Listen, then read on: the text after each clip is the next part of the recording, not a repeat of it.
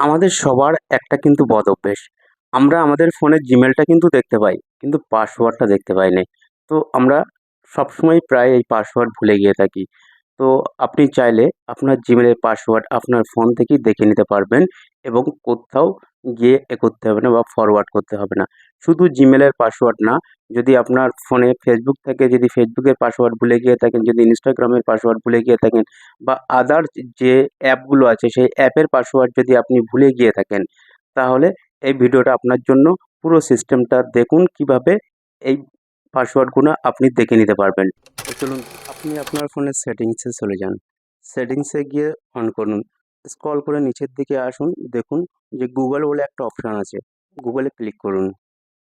গুগলে ক্লিক করলে কিছুক্ষণের জন্য লোড নেবে। লোড নেওয়ার পরে দেখবেন গুগলটা অটোমেটিক্যালি অন হয়ে যাবে। গুগলটা অটোমেটিক্যালি অন হয়ে গেছে। অন হয়ে গেলে দেখবেন অটোফিলে ক্লিক করবেন। অটোফিল উইথ গুগল এটায় ক্লিক করবেন। এই অপশনটা অন করে নেবেন। অন করে নেওয়ার ফলে দেখবেন যে Google password manager, Google password ম্যানেজারে চলে যাবেন। দেখবেন এখানে ফেসবুক পাসওয়ার্ড, যেমন ফেসবুকের পাসওয়ার্ড ফিঙ্গার দিতে হবে। ফেসবুকের পাসওয়ার্ড আপনি এখানে দেখতে পাচ্ছেন।